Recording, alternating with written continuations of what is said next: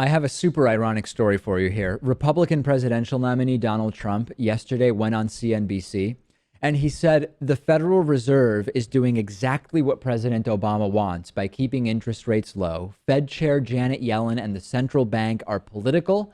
They are working with President Obama in conjunction with him in order to keep rates low, to keep the stock market prices artificially high, to make it seem as though the economy under President Obama is stronger than it is. Trump actually said that Janet Yellen should be ashamed of what she's doing to the country, saying that they are not nearly independent.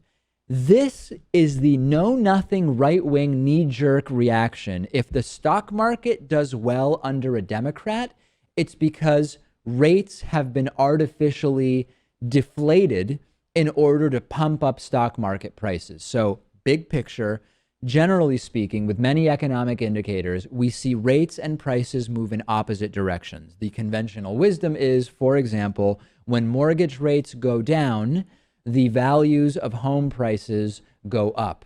When mortgage rates start going up, the sales price of homes will come down or at least not grow as quickly, sort of this opposite motion. Now, which causes which? Well, good luck figuring that out. In the stock market, similar idea. Stock market high, typically you have low federal funds rate, which is the rate at which banks can borrow money from the federal government, the overnight rate, as it's colloquially called.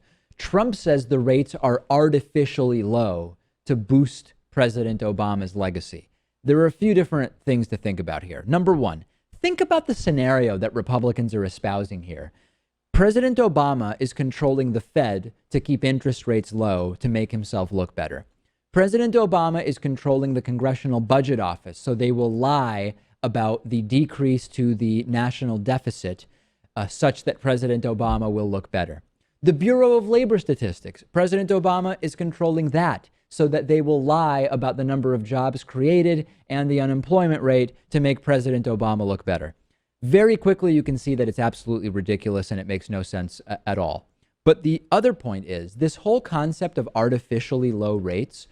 How would we be able to tell if a rate is lower than it should be at its equilibrium point? Well, when rates are artificially or unnaturally low, you see inflation really accelerate.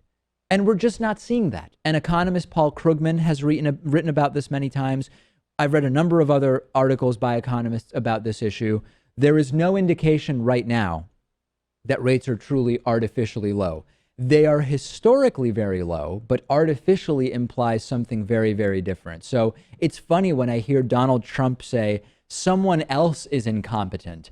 Wait a second. You're the guy who can't go more than 2 talking points deep on any issue other than maybe the minimum wage. And the reason you can go more than 2 talking points deep is because you take 6 different positions on it. Really, the pot calling the kettle black, somebody who lives in a glass house throwing stones, whatever analogy you want, it's becoming laughable and very, very dangerous at this point because this is the guy who might be the next president.